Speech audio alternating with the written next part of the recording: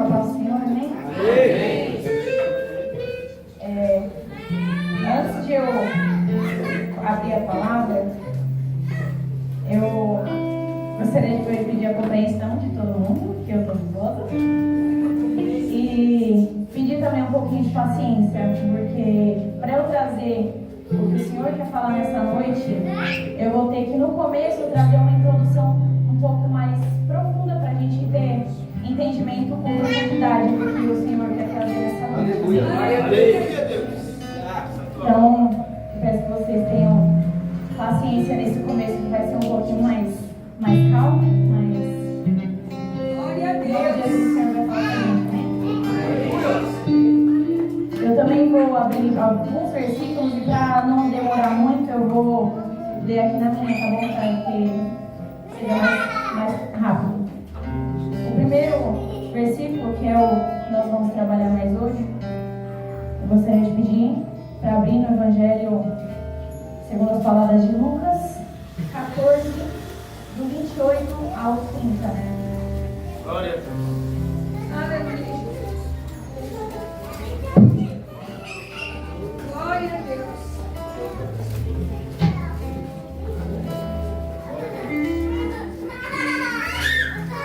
Aleluia. Amém? Pois qual de vós, pretendendo construir uma torre, não se assenta primeiro para calcular a despesa e verificar se temos meios para concluir, para não suceder que, tendo lançado os alicerces e não podendo acabar, todos os que virem zombem dele, dizendo: este homem começou a construir e não pôde acabar. Amém?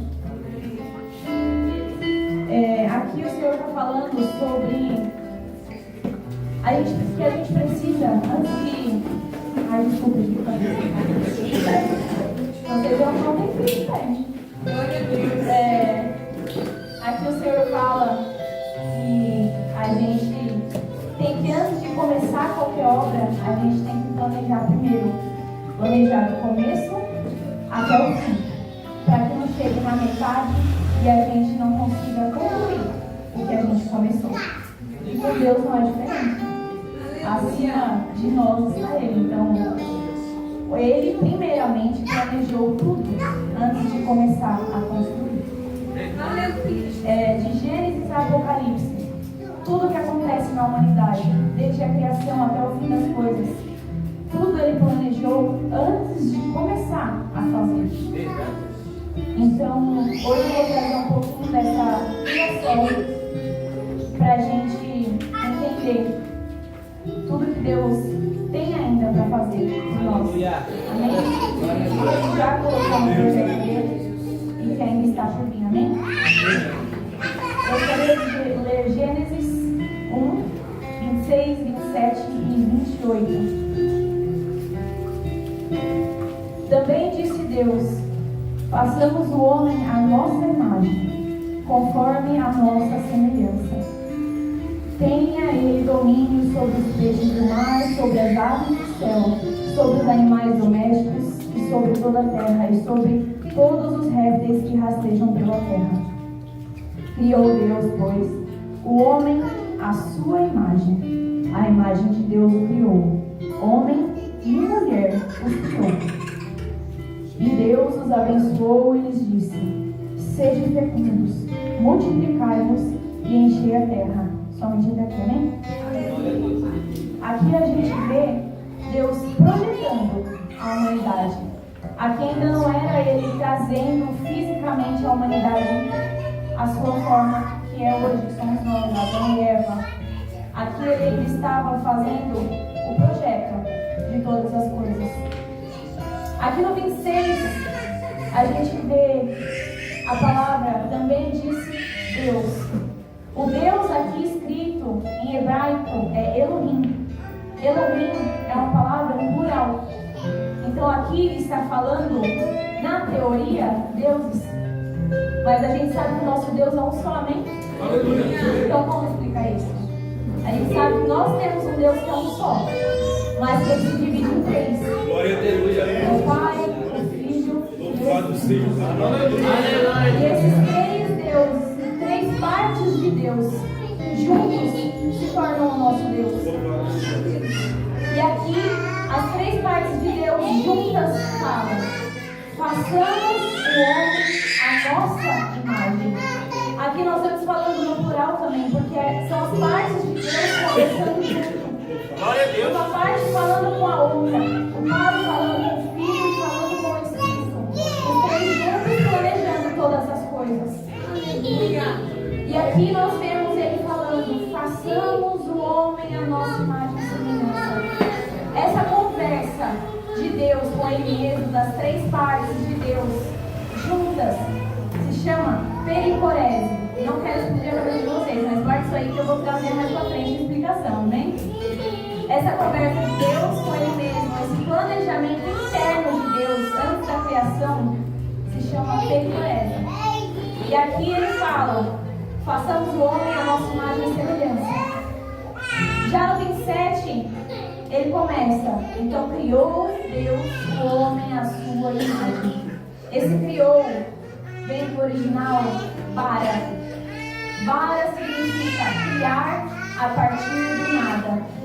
Só quem pode criar algo a partir do nada é Deus. Nós podemos pegar um ovo, uma farinha, juntar e fazer um pão.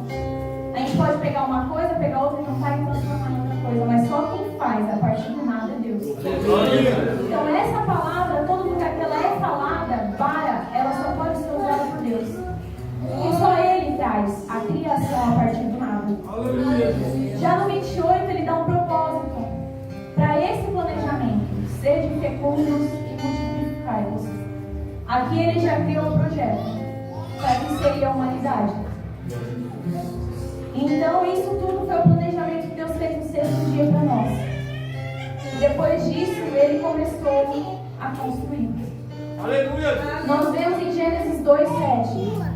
Então formou o Senhor ao homem do pó da terra e soprou nas narinas o fôlego da vida. E o homem passou a ser matéria, alma vivente. Aqui nós vemos Deus moldando o homem, fazendo ele, do projeto, se tornar uma obra física. Aqui se formou o homem do original Yatsar. Yatsar quer dizer moldar. Quando a gente fala sobre moldar, a gente já lembra do esboço, né? A gente está moldando ali, ó, um esbocinho do que seria a humanidade. Só que ainda não é a humanidade completa, porque ele criou o homem e a mulher. A humanidade precisa dos dois para realizar o propósito, que é ser fecundos e multiplicar-vos. Então depois ele cria o homem, vem em Gênesis 2:22. E a costela que o Senhor Deus tomara do homem, transformou-a numa mulher e a trouxe. Transformou-a, do original baná, que significa estabelecer. É um feito permanente. Aqui ele estabeleceu o que era necessário para que o projeto pudesse realizar o propósito, que seria ser fecundos e multiplicar-vos. Agora sim, a humanidade foi feita. Então, até aqui Deus fez o projeto, Ele fez o esboço e Ele estabeleceu o que seria necessário para que essa criação viesse concluir o propósito, que é multiplicar-vos. Amém? Agora lendo lá no 26, ele fala: façamos o homem a nossa imagem e semelhança. A gente vê então, a gente já supõe que já havia antes uma imagem de Deus feita. Como? Se Deus é Espírito e Ele não é como nós, carne. Mas no projeto dele, como Ele já projetou até lá o fim do Apocalipse, Ele já tinha projetado como seria a forma de Deus. Gostaria de ler agora Gênesis 1:3. Antes do projeto da humanidade, disse Deus: haja luz, e houve. Agora Gênesis 1:14 e 15. Então disse Deus: haja luzes no céu para separar o dia da noite e as estações, dias e anos, e que essas luzes brilhem no céu para iluminar a terra. E assim se fez. Glória. E agora Apocalipse 22:5. Então já não haverá noite, nem precisam eles de luz de candeia, nem da luz do sol, porque o Senhor brilhará sobre eles e reinarão pelos séculos dos séculos. Aqui a gente vê que antes dele criar o projeto da humanidade, ele já criou o projeto de quem seria a forma de Deus, quem seria a imagem de Deus. No 1:3 ele criou o projeto, que haja luz e houve. No 1:14-15 ele moldou a matéria. Ele fez o sol, ele fez a lua e falou: esse é o esboço do que vai ser a luz. Mas lá em Apocalipse ele traz: agora eles não precisam mais do sol e da lua, porque a minha imagem brilhará sobre eles, trará a luz para o mundo. Amém? Mas o que é essa obra da luz, né? E agora eu vou para João 8:12. De novo lhes falava Jesus, dizendo: eu sou a luz do mundo. Quem me segue não andará nas trevas. Pelo contrário, terá a luz da vida. De Gênesis a Apocalipse, a Bíblia fala da obra completa de Jesus e da humanidade. Mas que relação tem os dois? Apocalipse 13:8, somente na parte B. Aqueles cujos nomes não foram escritos no livro da vida do Cordeiro que foi morto desde a fundação do mundo. Aqui João está falando em Apocalipse sobre as pessoas que não herdarão o reino do céu, que são as pessoas que não têm o nome escrito no livro do Cordeiro que foi morto desde a fundação do mundo. Então lá no começo ele já tinha, lá no projeto ele já sabia que ele seria morto, que ele já era o Cordeiro, que iria redimir nós. Desde lá, no primeiro projeto, o Cordeiro já estava morto por nós, por cada um de nós que tivemos o livro, o nosso nome escrito no livro da vida. Amém?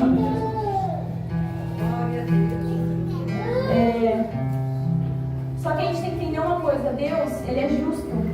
Ele é justo de uma justiça que a gente não entende, que está muito acima de nós. E se Ele criou Adão e deu autoridade para Adão para julgar toda a terra, e Adão pecou e passou essa autoridade para Satanás, foi um homem que deu a autoridade do mundo a Satanás.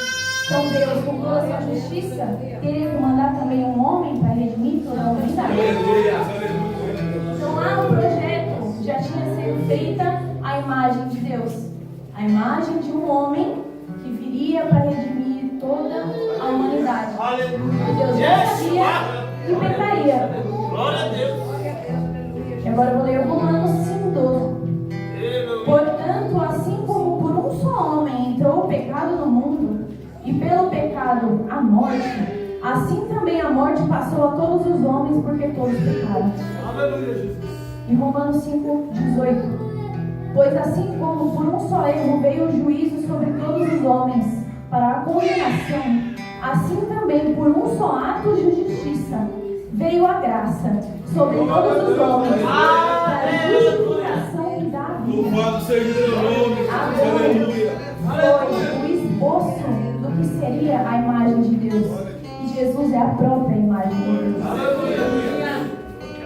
A gente vê a semelhança dos dois, como o primeiro Adão e Jesus sendo chamado de segundo Adão, mas o Adão perfeito, o humano perfeito, sem pecado. E a gente vê essa semelhança também na criação, porque Adão, Jesus deitou ele, deitou ele, sedou ele, e daí tirou a sua costela. E da sua costela saiu a sua noiva, que viria para estabelecer junto com Adão a criação, que viria junto com Adão multiplicar na terra. Aleluia. E assim também com Jesus na cruz, quando ele foi curada à sua direita, dali jorrou sangue e água, e ali nasceu a igreja que somos nós, a noiva de Cristo. Assim como Adão, da sua costela saiu a sua noiva, de Jesus, do seu sacrifício saiu a nós, a igreja, a noiva que espera por Cristo. Agora eu vou te mostrar mais um pouco de como Jesus já estava pagando por todos os pecados, desde o primeiro pecado. Após o pecado, Adão e Eva se viram nus e ficaram com vergonha. Então Deus em Gênesis 3:21 diz: fez o Senhor Deus vestimenta de peles para Adão e sua mulher e os vestiu. O primeiro sacrifício foi feito ali no primeiro pecado. O primeiro cordeiro foi sacrificado ali no primeiro pecado. E a sua pele foi retirada para cobrir sobre os pecados. Assim também como em Gênesis 22:8, o contexto é de Abraão levando seu filho Isaac para sacrificar, todos conhecem. E Isaac no caminho perguntou a Abraão: a gente está indo sacrificar, mas cadê o cordeiro que vai ser sacrificado? Cadê o animal do sacrifício? Então Abraão disse: Deus proverá para si, meu filho, o cordeiro para o holocausto. Glória a Deus. Aleluia. Ali Deus está mostrando, falou para Abraão: pega o seu filho, o seu único filho. Mas Isaac não era o único filho, mas era o único filho amado. E ele falou: vai lá e sacrifica ele. E quando eu estava indo, Deus falou: não precisa mais não, porque o meu filho amado eu vou mandar para teu filho. Glória a Deus. Aleluia. Ele vai ser o cordeiro do holocausto.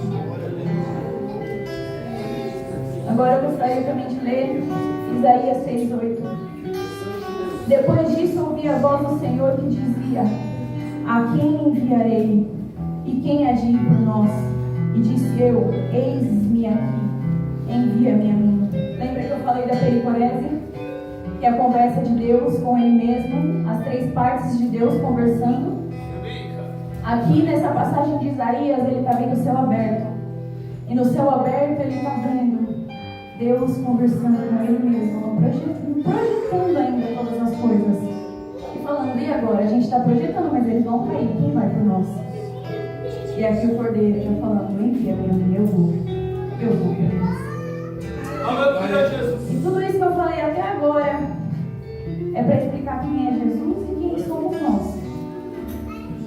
E para explicar melhor quem é esse Jesus que morreu por nós, eu gostaria de ler Colossenses 1, do 13 ao 22.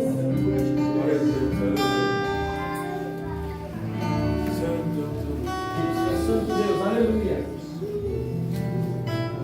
Ele nos libertou do império das trevas e nos transportou para o reino do Filho do seu amor, no qual temos a remissão dos pecados. Este é a imagem do Deus invisível, o primogênito de toda a criação. Aleluia. Pois nele foram criadas todas as coisas, Aleluia. nos céus e sobre a terra, as invisíveis, as visíveis, sejam tronos, sejam soberanias, quer principados, quer potestades. Tudo foi criado por meio dele e para ele. Antes de todas as coisas, ele é. Nele tudo subsiste. Ele é a cabeça do corpo, da igreja. Ele é o princípio, o primogênito de entre os mortos, para que em todas as coisas ele tenha a primazia. Porque aprove a Deus que nele residisse toda a plenitude, e que, havendo feito paz pelo sangue na sua cruz, por meio dele ele reconciliasse consigo mesmo todas as coisas, quer sobre a terra, quer nos céus. E a vós outros também, que outrora eres estranhos e inimigos no entendimento pelas vossas obras malignas, agora, porém, vos reconciliou no corpo da sua carne, mediante a sua morte, para apresentar-vos perante ele santos, inculpáveis e irrepreensíveis. Aleluia. Essa é a imagem de Deus. Aleluia, Jesus. E tudo isso que eu falei até agora foi só para explicar para vocês que Deus não tem plano B. Ele não precisa de um plano B, porque Ele projetou tudo antes de começar a fazer. Bendito. Aleluia. Agora começa a fazer. Amém? Aleluia. Aleluia, Jesus. Eu gostaria de ler Efésios 1, 4 ao 14. Mesmo antes de criar o mundo, Deus nos amou e nos escolheu em Cristo para sermos santos e sem culpa diante dele. Ele nos predestinou para si, para nos adotar como filhos por meio de Jesus Cristo, com conforme o bom propósito da sua vontade. Deus assim o fez para o louvor da sua graça gloriosa, que Ele derramou sobre nós através do seu Filho amado. Ele é tão rico em graça que comprou a nossa liberdade com o sangue do seu Filho e perdoou os nossos pecados. Generosamente derramou a sua graça sobre nós e com ela toda a sabedoria e todo entendimento. Agora Deus nos revelou a sua vontade secreta a respeito de Cristo, isto é, o cumprimento do seu bom propósito. E o plano é esse: no devido tempo Ele reunirá sob a autoridade de Cristo tudo que existe nos céus e na terra. Além disso, em Cristo nós nos tornamos herdeiros de Deus, pois Ele nos predestinou conforme o seu plano e faz com que tudo ocorra de acordo com a sua vontade. O propósito de Deus era que nós, os primeiros a confiar em Cristo, louvássemos e dessemos glória. Agora vocês também ouviram a verdade, as boas novas da salvação. E quando creram em que Deus nos resgatará como a sua propriedade, e quando creram em Cristo, Ele colocou sobre vocês o selo do Espírito Santo que havia prometido. O Espírito é o penhor da nossa herança, até o dia em que o Senhor nos resgatará como a sua propriedade, para louvor da sua glória. Aqui nós vemos que o propósito da humanidade é nós sermos filhos, é adorarmos ao Senhor e vivemos uma eternidade de plenitude ao lado de Deus. Desde o projeto, essa é a finalidade. Agora eu gostaria de ler Romanos 8, 29.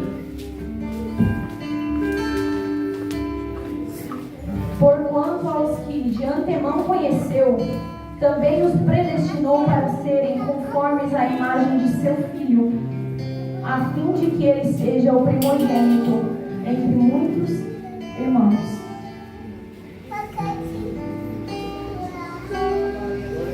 Aqui nós vemos que Deus tem um plano para nós. Nós temos filhos e nós temos irmãos. Nós temos o corpo e espera por uma cabeça. Aqui a gente vê a separação do plano perfeito de Deus e do nosso livre-arbítrio. Porque Ele tem que nos dar o livre-arbítrio, da gente escolher o plano dele ou não. Porque quando a gente ama alguém, mas a gente não dá o livre-arbítrio para ela ir e vir, a gente está criando um escravo. E Ele não tem escravos, Ele quer filhos e irmãos. Então aqui a gente vê a diferença. Você pode seguir o plano dele, mas você também pode seguir o seu livre-arbítrio. Adão seguiu o dele.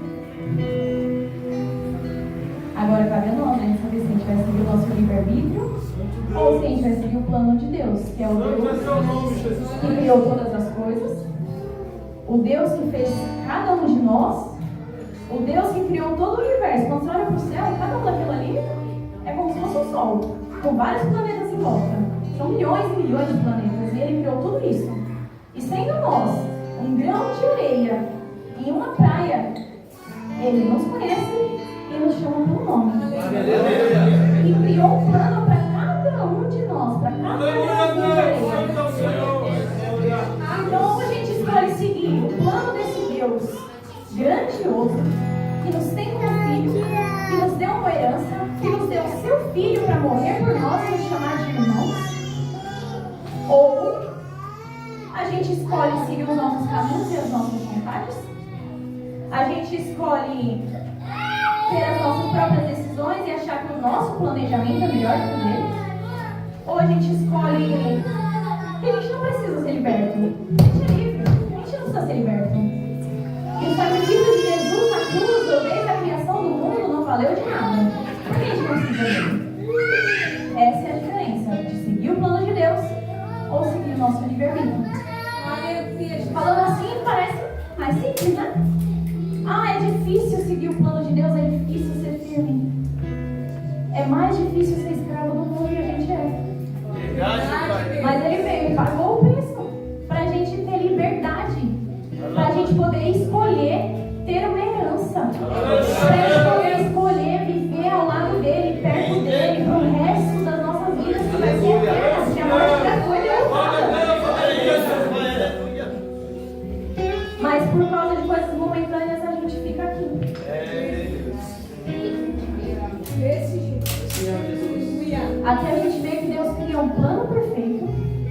Ele nos cria como um esboço, só que para Ele transformar e estabelecer um feito permanente, a gente precisa se esvaziar de nós e deixar que Ele venha direcionar com o plano dele. Glória a Deus. Assim como foi lá em Gênesis, primeiro Ele criou o projeto, depois Ele criou o esboço, depois Ele criou a Eva, que seria o estabelecimento, o feito permanente, o que era necessário para cumprir o propósito. Assim é com nós. Ele criou um projeto. Ele criou nós, o nosso corpo, como um esboço. Mas para a gente virar e realizar o plano que Ele tem para nós, a gente tem que primeiro se esvaziar. Aleluia. Para que Ele venha tomar a frente e falar, faz isso e faz aquilo, porque eu sei o que é melhor para você. Aleluia. É confiar, é ter fé, é entregar. Parece difícil, mas quando você sabe quem você está entregando, é mais fácil, porque se Ele criou todas as coisas e um plano para tudo, Ele sabe. Aleluia. Então eu gostaria de dar alguns exemplos agora de pessoas que seguiram as próprias vontades e também que seguiram o propósito de Deus. Saul foi um rei escolhido por Deus. Foi o primeiro rei escolhido por Deus. Porque antes disso, os juízes eram intermediários entre Deus e os homens, mas não havia rei. Rei era Deus lá no céu. Só que os homens pediram, eu quero um rei, eu quero ver o rei na minha frente. Então Deus foi e escolheu Saul e falou, você vai ser a minha representação na terra. O primeiro rei do meu povo. E Saul foi um bom rei, seguiu a vontade de Deus por 2 anos, mas ele reinou 40. No segundo ano, ele começou a reinar. Primeiro, Deus falou, espera Samuel, que ele vai sacrificar. E ele sacrificando, vocês vão vencer a batalha. Espera 7 dias. São 7 dias. Ele esperou 1, esperou 2, esperou 3, foi ficando difícil. Esperou 4, esperou 5, no sexto, imaginei que já estavam cobrando ele. E aí, você não vai fazer nada? Você é o rei, você não vai fazer nada, não vai tomar atitude? Chegou no 7º dia e ele não aguentou. Ele falou lá, eu sou o rei, eu posso fazer o que eu quiser. Eu vou sacrificar. Pegou o animal, foi lá e sacrificou. Quando ele sacrificou, Samuel chegou. Samuel chegou e falou, por que você fez isso? Eu sou sacerdote. A gente tem que entender uma coisa. Deus tem lugar para cada um. Tem uma função para cada um. Aleluia. É para reinar, é para governar. O sacerdote é para sacrificar. O sacerdote não pode reinar e o rei não pode sacrificar. Uns vão pregar, outros vão ajudar. Aleluia. Uns vão trazer, outros vão cuidar. Mas aí ele foi e sacrificou. Deus deu mais uma chance, uma vez. Mas vou dar mais uma chance. Aí ele foi e falou, vai naquela terra, mata todo mundo, não traz nada. Tudo vai ficar lá. Tá bom, eu vou. Foi lá, matou quem ele queria, mas trouxe o rei vivo. Foi lá, deixou tudo lá, mas as riquezas ele trouxe. Os melhores ovelhas ele trouxe, o melhor do gado ele trouxe, as riquezas ele trouxe. Ah, mas é para sacrifício de Deus. Mas Deus mandou deixá-lo lá. É isso, Deus. E ele trouxe. Então Deus falou para Samuel, eu rejeito ele, porque o coração dele não está mais em mim. Mas sabe o que é engraçado? No segundo ano Deus rejeita ele, mas ele reina mais 38. Só que ali no segundo ano Deus fala, eu já tenho outro para colocar no lugar dele. Só que aí a gente vê a história de Davi. Primeiro Deus escolheu ele jovem, depois ele reinou sobre Judá, e ele assumiu o trono sobre Israel com 30 anos. Só que Saul reinou por 38 anos, depois dessa promessa que Deus falou, que já tinha escolhido outro. Mas se Davi assumiu com 30 anos quando ele morreu, o Senhor tinha falado isso 8 anos antes dele nascer. Aleluia. 8 anos antes de Davi nascer, ele já tinha escolhido Davi. Você vai ser o próximo rei. Ele já tinha um plano. Aleluia. Só que diferente de Saul, Davi seguiu o plano de Deus. Ele errou, ele caiu com Betseba, mas falou uma vez depois disso que ele caiu de novo com essa mulher. Porque ele tinha um coração segundo do Senhor. Senhor. Ele errou, mas uma vez só. Depois pediu perdão e não errou mais isso. Essa é a diferença de quem tem o coração quebrantado ou não. Errar, a gente erra, a gente peca, a gente não é Jesus. Só que a diferença é se a gente se arrepende de verdade e volta ao Senhor e fala, não quero mais fazer isso. Glória a Deus. Aleluia. Ou se a gente continua fazendo e fala, Deus perdoa. Aqui a gente vê a diferença. Mesmo contexto, os dois eram reis. Os dois foram escolhidos de Deus. Mas um seguiu o livre-arbítrio e o outro seguiu o plano de Deus. Glória a Deus. Os dois foram escolhidos para ser reis. Yeshua. Só que cada um escolheu exatamente, porque eles eram livres. Outro exemplo que eu quero dar é de Judas. Judas foi escolhido para ser um dos 12 mais próximos de Jesus. Mas desde sempre Deus já sabia. Jesus já sabia que ele viria trair Jesus. Mas a todo momento, Jesus deu a oportunidade dele voltar o coração dele para Jesus. E não fazer o que ele já tinha no seu coração. Ele deu um lugar de honra para Judas. Nos 12 na mesa, nos costumes judeus, era uma mesa comprida. O anfitrião sentava na ponta. Do seu lado direito e do seu lado esquerdo eram os lugares de honra. E em João 13, 26, 27, perguntam para Jesus quem é que há de trair ele. E ele fala, aquele que eu pegado o pão, molhado e der na boca. Para Jesus dar na boca, tem que estar do lado. Tem que estar perto. Então, além de dar um cargo de confiança, que ele era tesoureiro, ele deu um lugar de honra na mesa para ele, lavou os pés dele, fez de tudo para ele voltar o coração para Jesus e não fazer o que ele já tinha no coração dele. Mas a partir do momento que ele fala, é você o traidor, eu sei disso, levanta e vai fazer o que está no seu coração. Naquele momento que ele levanta, Satanás se aposta dele. Porque ali ele tomou a decisão, não te quero, não preciso do seu sacrifício, não preciso de você, eu tenho as minhas vontades, o meu caminho e eu vou fazer o que eu quero. Ali Satanás se apostou dele. Já em compensação, Pedro, todo mundo sabe que ele era esquentadinho. Cortava a orelha, ia lá na frente e falava não, ia na frente de todo mundo, fazia as vontades dele, ele era esquentadinho, era o que ia à frente de todo mundo. Só que ele pecou, mas ele se arrependeu e não pecou de novo. Eu vou ler Lucas 22, 31 e 32 para a gente entender um pouquinho mais sobre Pedro. Rei da glória, Jesus. Simão, Simão, eis que Satanás vos reclamou para vos peneirar como trigo. Eu, porém, roguei por ti, para que a sua fé não desfaleça. Tu, pois, quando te converteres, fortalece os teus irmãos. Agora eu te pergunto, Pedro já estava mais de ano andando com Jesus, ele não tinha se convertido? Na teoria, sim, porque ele já estava andando com Jesus. Só que Judas também. A diferença é que aqui ele achava que tinha se convertido, mas o coração dele não estava em Jesus ainda. Por quê? Porque ali na frente, quando falasse você é discípulo dele, ele ia negar. E Jesus sabia disso. Mas ele deu a oportunidade e falou: Simão, Simão, Satanás está pedindo para te peneirar. E eu estou rogando por você, mas vê se você se conserta, para você edificar os seus irmãos.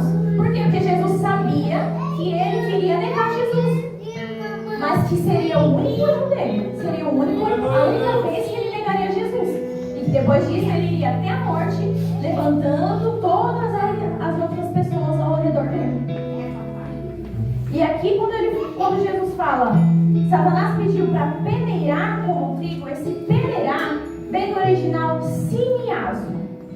Siniazo quer dizer agitação interna. É testar a fé até o colapso.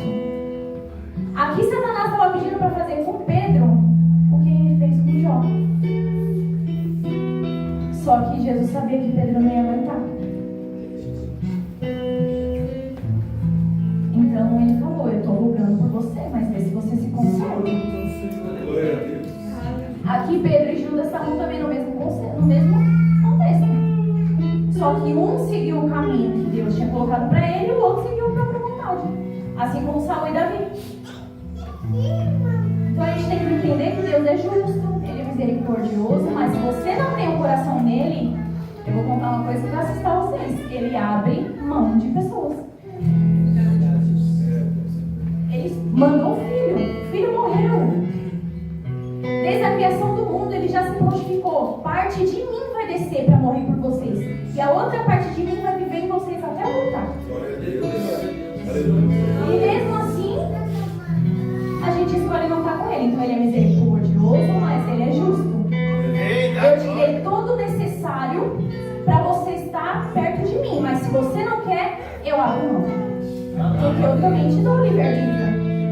Você pode não me querer, mas no mesmo jeito que você não me quer, eu deixo você ir. Aqui a gente vê o filho pródigo. Ele tinha tudo dentro da casa do pai dele. Tinha tudo que ele precisava. E ele tinha a herança dele. Só que ele preferiu pegar a herança dele precipitadamente e falar: meu projeto é melhor, meu pai não sabe nada. Eu vou gastar do jeito que eu quero, vou fazer o que eu quero, vou pra onde eu quero. Foi. Tomou tudo, fez o que? Voltou. E voltou ainda esperando um esculacho. Que ele voltou esperando: eu vou voltar como escravo do meu pai. Mas quando ele voltou, o pai estava de braços abertos, esperando. E a gente faz igual o filho pródigo, a gente tem tudo na casa do nosso pai, e ele tem uma herança guardada por nós. E a gente prefere pegar, gastar tudo aqui com besteira. Ah, porque eu quero um carro novo, eu quero uma moto nova, eu quero uma casa nova. Ah, porque eu preciso disso, preciso daquilo, a gente nem precisa. A gente precisa do necessário. Prosperidade é a ausência da necessidade.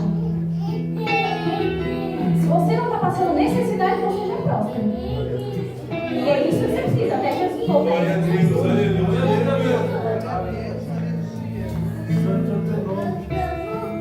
Então a gente tem que entender que a obra de Deus não é de qualquer jeito.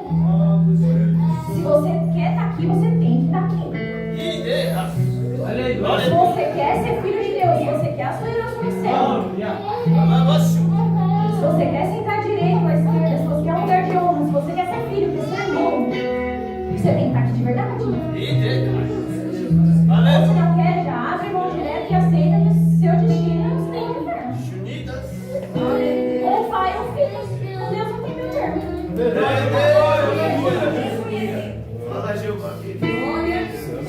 Jeremias 48:10. Malditos aquele que fizer a obra do Senhor relaxadamente.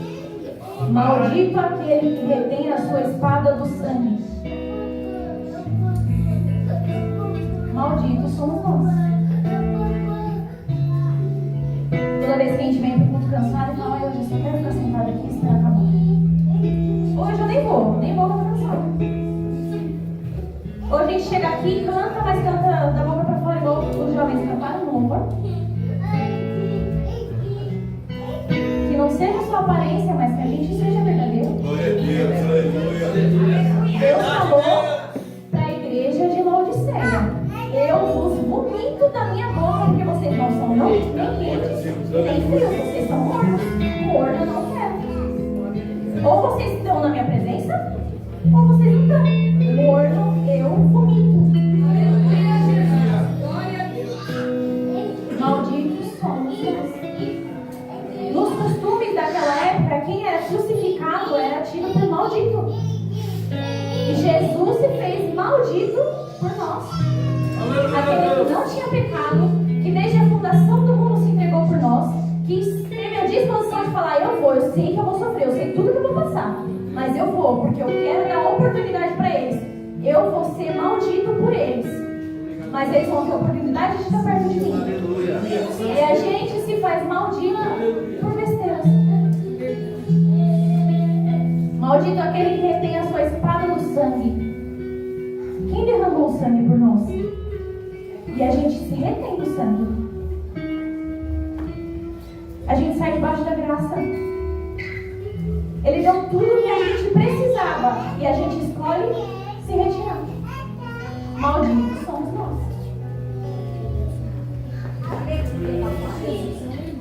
2 Pedro 3:11-13.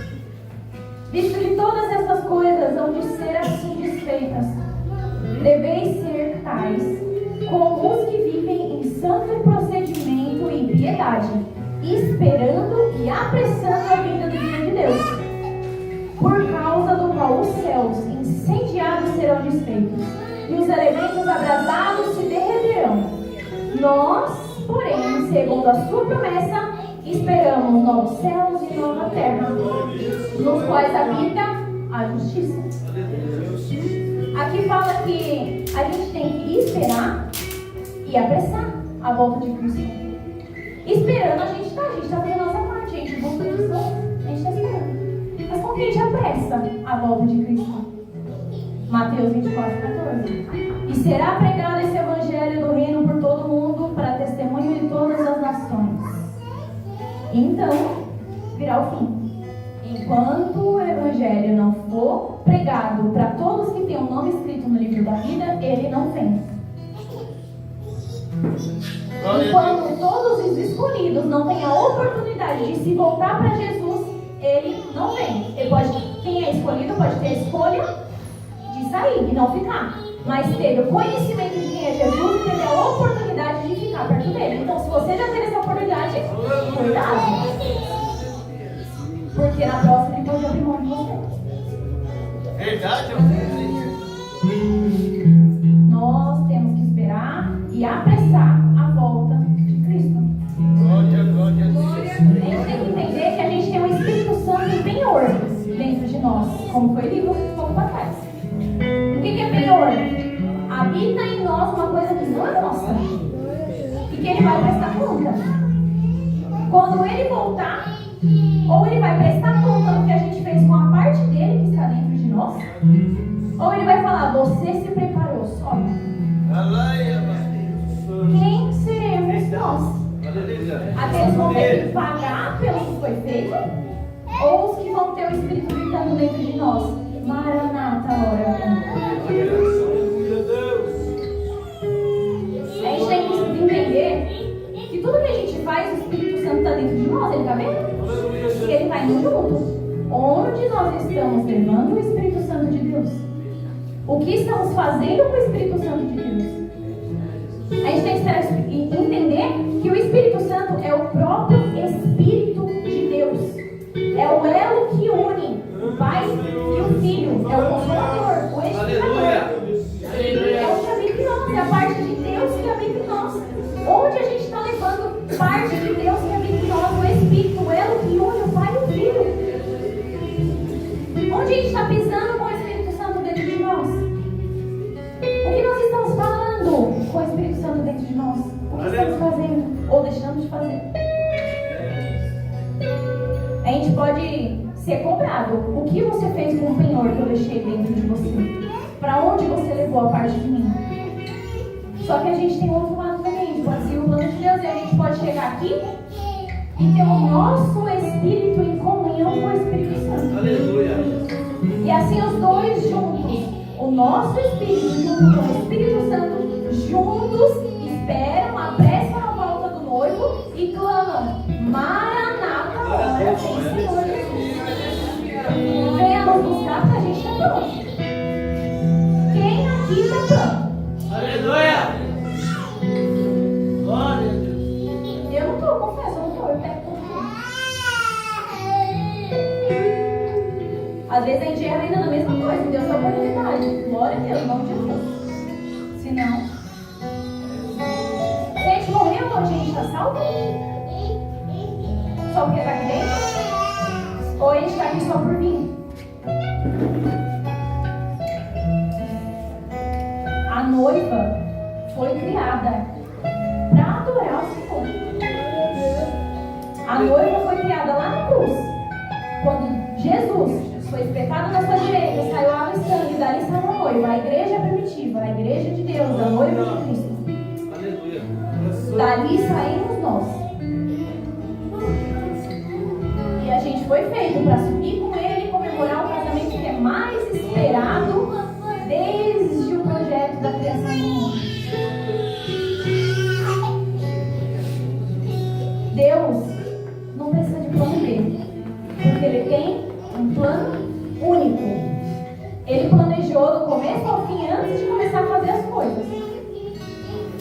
A gente vê Apocalipse como o livro das fim das coisas, né?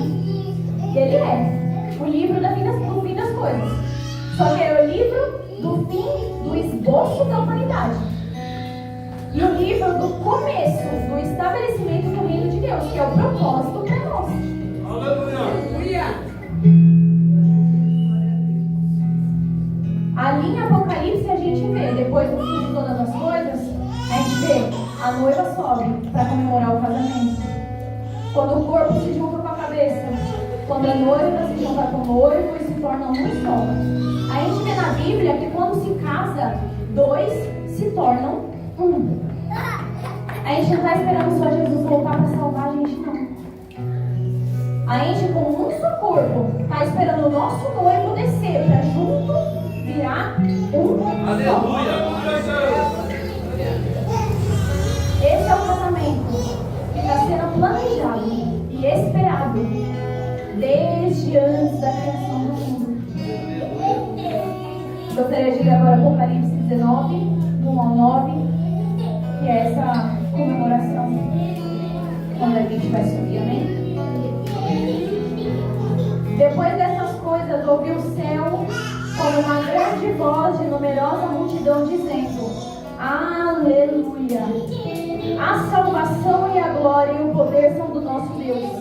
Porquanto os verdadeiros e justos somos e os seus juízos, pois julgou a grande meretriz que corrompia a terra com a sua prostituição, e das mãos dela vingou o sangue dos teus servos. Uma segunda vez disseram: Aleluia!